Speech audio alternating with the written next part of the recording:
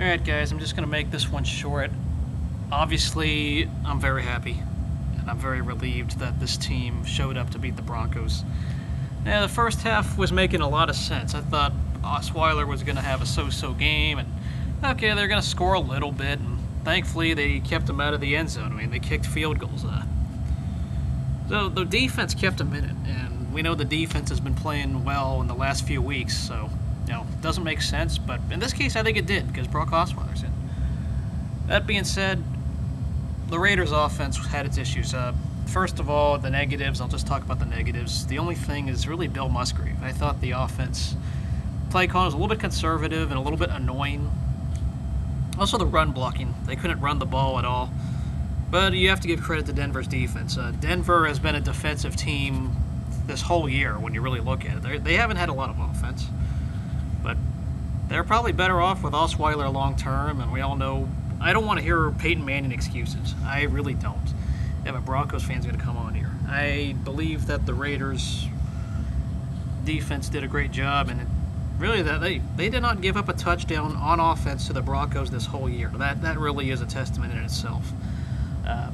So yeah, they kept them out of the end zone, and the Raiders were hanging them in there. Of course, it was all about those turnovers, and so yeah, the play calling sucked. Musgrave, I don't know what to say about Musgrave, but it was some very conservative stuff where they sat on it for a little too long. Of course, let's talk about the positives, though.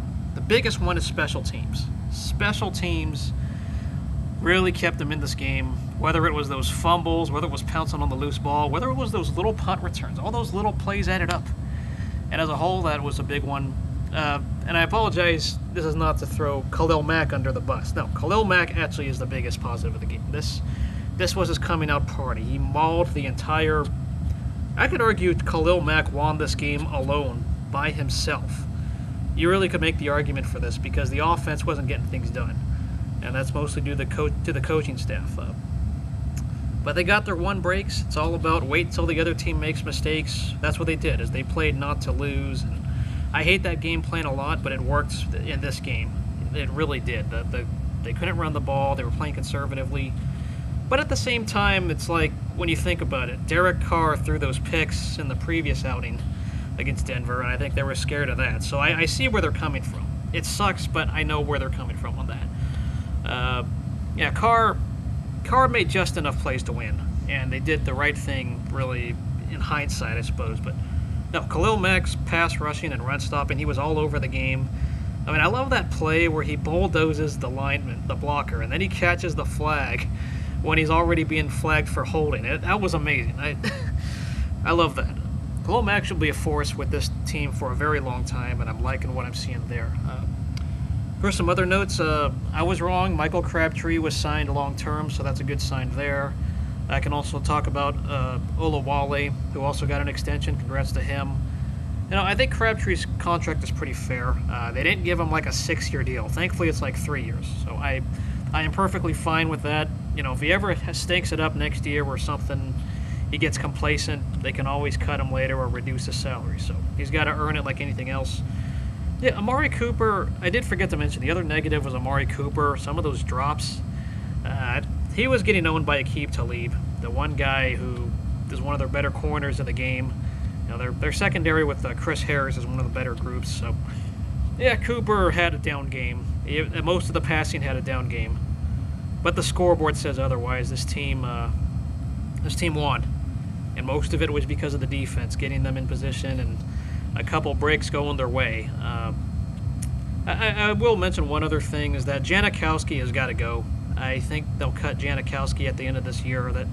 Another bad miss, and I didn't talk about it in my last video because there were other issues why they lost, but you got to make those kicks. I'm sorry, anything under 50 you got to make as a kicker.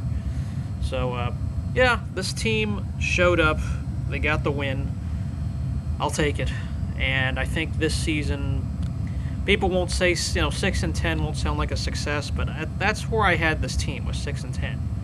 I thought 7-9 was the best case scenario, and hey, maybe they could get 7-9 or 9-7. I don't know. Maybe they could. But you play to win the game. You play to have the best season you can possible to the point you are at. I'm not thinking about playoffs or any of that, the big picture stuff this season, but this is a game they can hang their heads up high. You know, Denver, I'm not going to talk too much crap to Denver because they're going to make the playoffs and we're not. But, no, Denver, you know, deep down, you know, we're coming for you next year. We're coming for you. This feels good to finally beat the Broncos. It has been a while. So, it's been, was it 4 years, 4 seasons since we last beat these guys? And, yeah, I'll take it. I will take it to the fullest. So, enjoy this win, guys. Let's just hope that they can take this win and build it for the next year and so on. See you guys later. Go Raiders.